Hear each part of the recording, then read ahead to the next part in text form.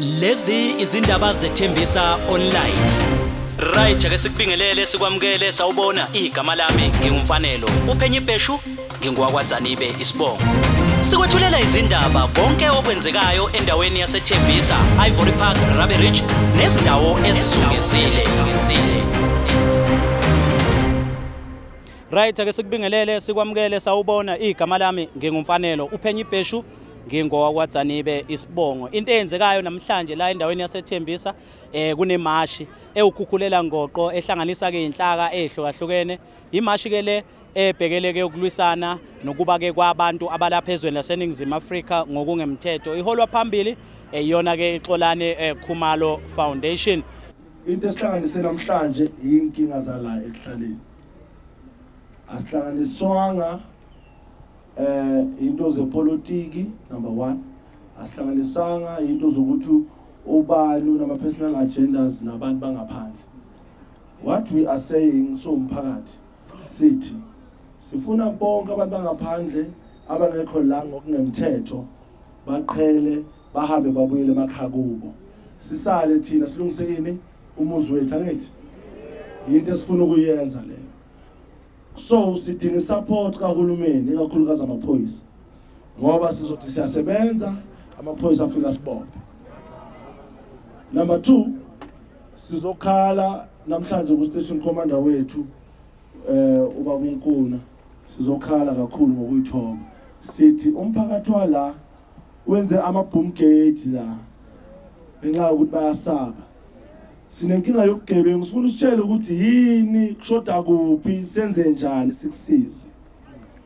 Because of the very people who are suffering from these things yilabo abahleli la. Makwenza umcimbi kufika abantu banikhombe ngebhamu banidubule.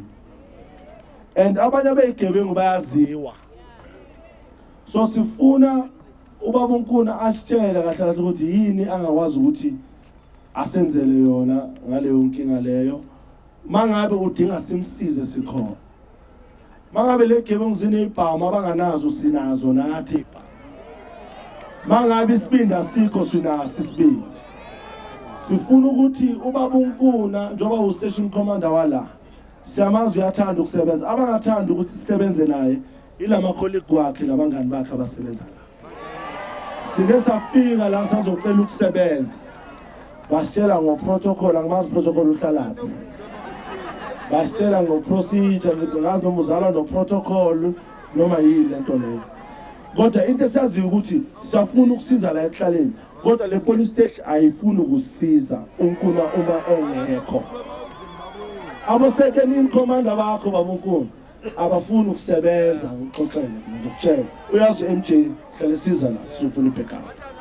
So sithi abangafuni ukusebenza banike package basidedele thina sizosebenza. Sesahamba besebenza neThembisa South ngenxa ukuthi iRabasuthu ayivuma ukusebenza nathi. Savala lapha eVusmuzi sathola into eziningi. Sathola into eziningi. Sasangena nasokustela sabengelela sadlula. So it shows ukuthi there's a will emphakathini kodwa siyacindezeleka. Siyacindezeleka ngenxa ka procedure ozalwa no protocol. Siyalimala somphakathi. So number 2, njengoba ungahamba ngale baba uNkuna uzobona avalile wonke ama shop wabo my friend. Asifuni bavule. Singathi masibavala bese niniza nizosibopha. Ngoba number 1 bala ngokungemthetho basebenza ngama shop angekho emthethweni. Ngithi namanje ngisamangela ukuthi kwenziwa yini ukuthi uhulumeni azibebona uma abantu abangaphekwa 20,000 behlangene ngisho lapha eThekwini. Usibonga uHome Affairs ukhuluma iqiniso lokuthi akho ngisho yedwa onamaphepha. Leyo nto leyo ikutshela ukuthi izwe lethu bengesolone lethu besedliwe. Kodwa ke sicela kubathandaza abasithandazise thina sidintelezi singene emgwaqweni sithi ayikhale. Ayikhale. Unjalo nje kanza kwethu. Siyabonga. Scheme asicela wena nje yami. Sicela wena. Uskimi siyabothi isikole. Asithi bopha phoyisa bopha. Asithi ayeye wena traffic cop nawe phoyisa lithatha ijojo ayeye. Asithi sizokushaya mbulali sizokushaya. Phakama mhlali phakama. Ayibuye iguruleni ayibuye. Awacheche makwala awacheche. Ebafethu senzeni into right ufuna siphakamisele lama-Grootman. Ama-Grootman wethu wasekuruleni wasethembisa ekahlawa ngephosphorus ethokoza badakwe insango badakwe utshwala 1 sila kuma-picket lines thina. Ngifuna lamajita siwabonge lawo. Asibashaleni izandla labafethu bayaphila labantu. 2 seconds. Ngiyabonga nje ukuthola ithuba kubafowethu lela bangipha lona ngiqhamuka nge-offside. Ngizoqala ngibonge kakhulu umphakathi wasethembisa mangabe ngiwubona ungaka. Bese ngibonga kakhulu abafowethu ababuya kude, abafowethu laba base KZN. Angeke sibakhohlwe ngoba babuya kude nje basebenzisa imali ukuzofika la. Bezosiza thina umphakathi wasethembisa. Ngiyabonga ke namhlanje mangabe ngibona kusetshenzwa kanje ethembisa ngoba kudala sizama. Ngeke ngangenelele ezikolweni zala ethembisa ngo2014 ziqala izingane ukuba bullying ishaya othisha zenza yonke into. Ngaze ngaqamba igama ngathi sizoba iPWB, Police Without Boundaries ngoba besinenkinga. Ngangenelele ezikolweni nangu uNkolani ufakazi wami. Ngihamba nabo sizama la ezikolweni ukulungisa. Manje ngiyabonga Thembisa ngicela ukuthi sibambaneni singabukeli izwe lifele ezandleni zethu. Bazamile abaphathi abaphambi kwethu asingavumi ukuthi izwe lethu liphelele ezandleni zethu kudakiswa izingane zethu iqedwe izingane zethu zincane eqedwe ngama-drugs ngabantu bokuhamba. Ngiyabonga. Ithe sihamba ke ifika endaweni eyi-police station laseRabasuthu ngenxa ke yokuningi babantu abebekhona ibe sibanjelwa khona emgaqweni bude buduze nayo ke isiteshi samaphoyisa sasethembisa. Ilapho ke kwethulwe khona uhlu lwezikhalo obelifundwa ke uyena ongusihlalo wethembisa Community Forum uyena ke usisi uLelenki Lifakane ake sethamele. Brigadier, key memorandum. It's not the first memorandum that we've handed over to you. And aniyenzi next ngama memorandum. So asithemba ukuthi mhlambe namhlanje ngoba kunobaphakela noba bungizwe nizophakama. Lenze something. Ngoba siyazi ukuthi nje kuyathikwa nje kuphela. Niyoyithatha bese nanitshopela ngale akusayinzwa lutho ngayo so siyanicela. Asifuni ukuthi size sizithathele umthetho ezandleni ngoba nina ningafuni ukusebenza. This is a joint memorandum to the South African Police Services, which is SAPS. It is submitted by Xolani Khumalo Foundation, Insizwa Zobunsizwa Development Foundation, Gauteng Anti-Crime Units, in partnership with Thembisa Community Forum. The memorandum is handed over to Brigadier Nguna. Copied, it's the Minister of Police, Minister of Home Affairs, National Commissioner of SAPS, Gauteng Provincial Commissioner, Ekurhuleni District Commissioner, Community Policing Forums. Ifundeka kanje ke le memorandum esibanikeza yona. Ngicela ninibekezeleni indenyana ne. It says urgent demand for action against illegal immigration, human trafficking, drug trafficking, organized crime and their impact on community safety and unemployment. Intro yakona, we the undersigned community organizations and anti-crime structures submit this memorandum on behalf of residents who continue to raise serious concerns regarding illegal immigration, human trafficking, drug trafficking, organized crime, and the increased social economic challenges facing South African communities. Our community concerns were to ATI. Communities have expressed growing frustrations regarding the continued presence of undocumented foreign nationals residing and operating in our country.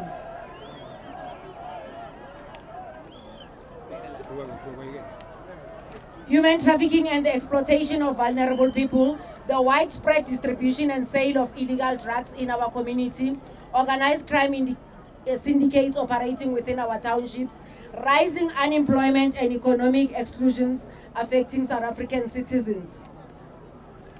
Angeke ngiwathebule, I think sengwashilo ukuthi ame kanjani. Ama demand wethu athi, we call upon SAPS, Home Affairs and all relevant law enforcement agencies to intensify lawful operations targeting organized crime, drug trafficking, and human trafficking. We demand that SAPS conduct lawful verification operations in partnership with the Department of Home Affairs. We demand that enforcement of immigration legislation consistently and without fear or favor. We demand the investigation of business suspected of operating unlawfully or employing individuals in contravention of labor and immigration laws. We demand strengthening of border management and intelligence-led operations against criminal syndicates.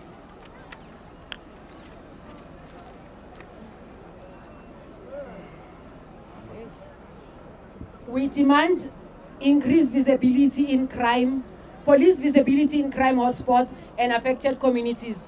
We demand to establish regular engagement platforms with community stakeholders, including TCF and anti-crime organizations, and provide public feedback on actions taken to address these concerns.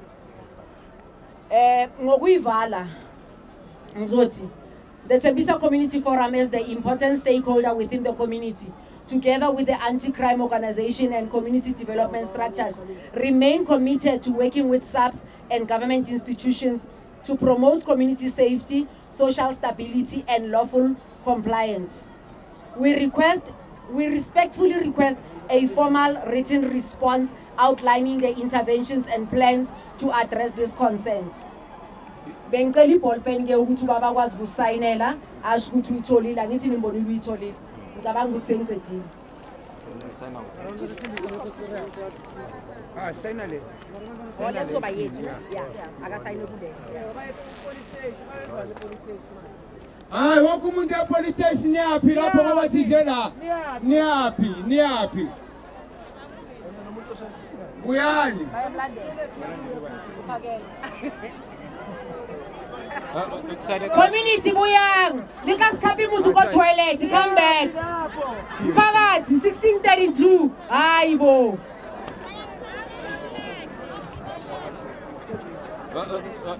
lele designer ka buela ko the other page kasi inkinga zabo na memorandum memorandum ya Hawaii ba to ngisa jabona and au khona ha I think it comes jabo just sign a moment file it's fine because sign at 8 and yeah because I think we missed out the space don't let him sign on the blank page Brigadier Nkuna is signing the memorandum, which means he's acknowledging this memorandum.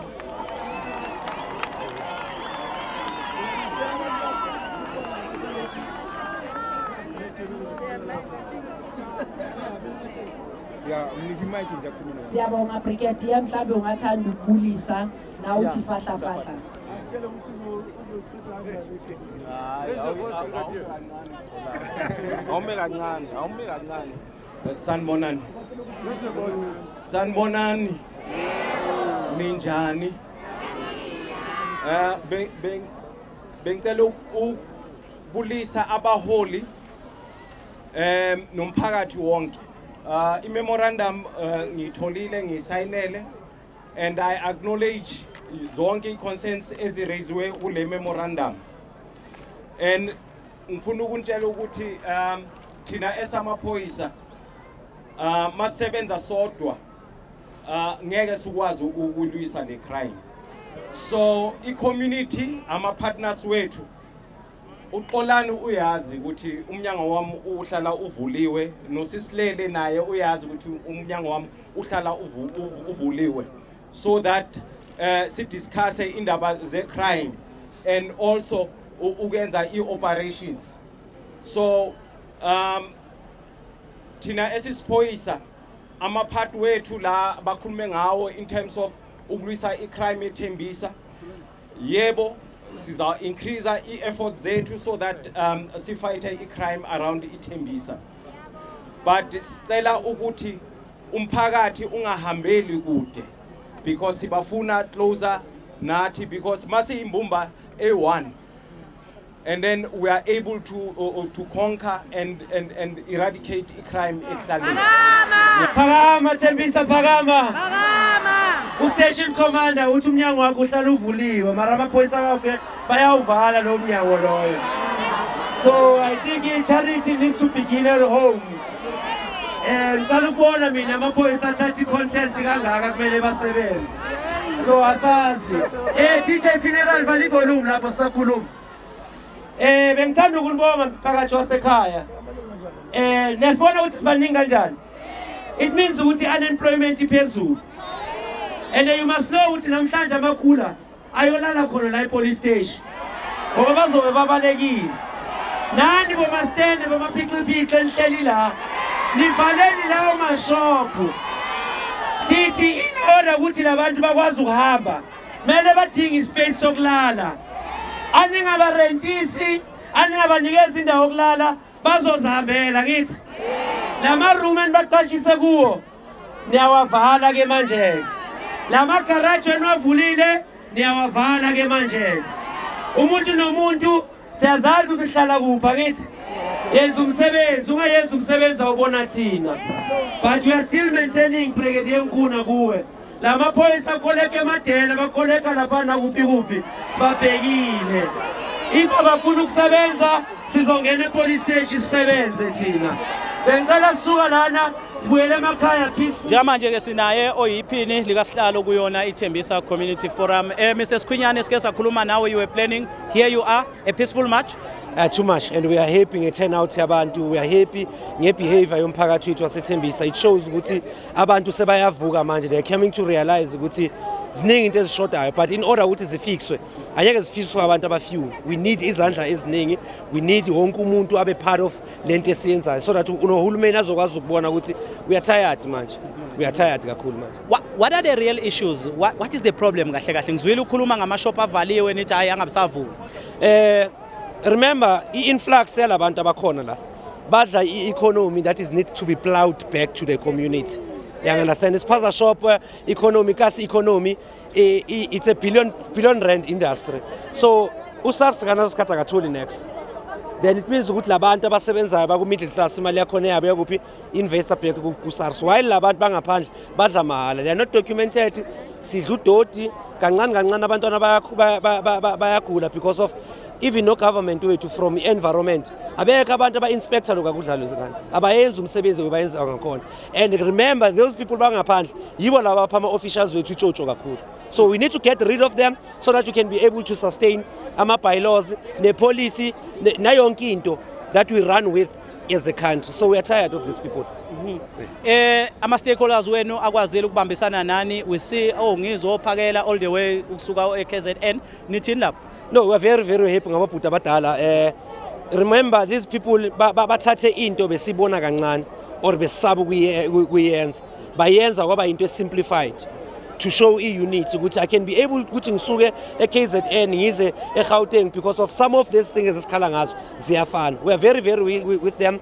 So TCF siyabonga nakuthi kuXolani Khumalo Foundation. Our brother has shown us ukuthi he's not just a face of ukuphuma eTV nani, but uthatha ama issues wethu ezumphakathi very, very serious. And siyabonga ngama stakeholders wethu wesebenzisana ngakhona. Sibone no sisi wethu uMazethi naye bekakhona. Siyabonga kakhulu somphakathi. Thobela. Kintate mang? Kintate France. Go tswa ko Station 5 go raba reach. Ke nna youth, ke nna leader ya youth community ya rena go Station 5. You were here in solidarity of the march. Your take, what are you taking home? Re tletse mo braga se segolo. Go gore youth ya rena a Spani. Then mo youth ya rena sa Spani so organize already a march and march peacefully because a rena go lwa le bona batho ba. Because a ke re swantse re ba tsamaise ka tsela maleba. So ntwe na re lolang too much gore swantse ba be le dipampiri ba fitlhe mo ga di document tse re di right. Because ba bantshi ba bana ba trace because le rena re ne le case yo re nke ya 2022 sala ba re twintsha ko tavern ke ne le 6 bullet ke bola so I am a victim ya bona batho ba le reng a bana dipampiri since re botse case ka 2021 azanga wa tswela anything ya o bontsha case in the process. So ntwe re gopelang kudu mo government ya rena gore ba cheka South Africa before ba tlo cheka batho go ntle ke ntwe re gopelang ba chekele youth ya rena because bana ba rena re ba isha dikolong but ba khumana mosebetsi o khumana ka motho le reng o tswa le kwa Zimbabwe or Nigeria na ana motho a tswang a le kwa Nigeria or Zimbabwe a fitla mo e ba supervisor o bereke ga supervisor or o be supervisor mo South Africa. Sure, bro. Brigadier, siyabonga ukuthi sikhuluma nawe namhlanje. Greetings. Hi, greetings, Mfanelo. You know you are always welcome. Yeah. What a hectic day, but it looks peaceful. You have just accepted a memorandum of demands from the community and also other stakeholders. Tell us about that. Yeah, the march today was very much peaceful, and then I'm thanking all the organizers. Yes, we have received the memorandum. So we are going to look at those things that they've highlighted in order to address them. But as you know that as police officers or as the police, we are not working in isolation. We have other departments that we are working with, your Home Affairs and other departments. So we'll ensure that the things that the President also that he has highlighted in terms of what we need to do and implement, we are going to do that and address everything that has been highlighted. In terms of the memorandum, have you managed to go through it? Is it realistic? Does it talk to the issues at hand? Yeah, it talks to issues at hand, the problems that the community is experiencing from illegal foreigners and then, let me say, undocumented, and also in terms of drugs, the crime that is happening in the area. So those are genuine concerns, and then us as management, we just have to go down and try to get solutions and plans to eradicate the crime that is around Tembisa. We see some shops of the foreign-owned tax shops are closed. Should we be worried? No, I don't think so. No, I don't think so. Okay, thank you so much, Brigadier. Okay, thank you. Thank you. Officer Makgatu, greetings. Greetings and greetings to all the listeners and viewers of Tembisa Online. My name is Thabiso Makgatu from Ekurhuleni Metro Police Department. You have been part of the march. What is your observation? I'm very happy with how everything went. Our role mainly was just for police visibility, and because we have been communicating with TCF, and then they did assure that it's a peaceful march, and then we're glad with how everything turned out. Everything went well, and then there were no any violence, no any fatalities, no injuries whatsoever. Everything went well, and then afterwards, even the crowd dispersed very peacefully. And what message do you think, as the EMPD, you would like to send to the community, especially when we experience such peaceful march? I think we always emphasize that to protest, it is a right. The only problem it is when people infringe other people's rights. So we are very happy, and as long as processes are followed, in terms of applications with the police, and then everything is in order, that we don't have a problem. We only have a problem with vandalism, when they start burning essential infrastructure, which are those things that they need at the end. You understand? So if everything goes peacefully, then we are happy. Thank you. Ezindabeni zeThembisa Online, ngingumfanelo uPhenyi Bheshu wawatsanibe. Ithombe nemsindo siqoshelwe uAsisipo Figlen, kanti ke lezi izithombe eindiza phezulu emoyeni uKapey the drone pilot. Sibamseneke nobanele uBrazo Sondlo kanjalo noSihle wakwangwini, kanti umbiko esiuqophe eindaweni ezungezile kusuka esangweni kuye straight line saze sazofika lapha eThembisa eRabasotho ePolice Station.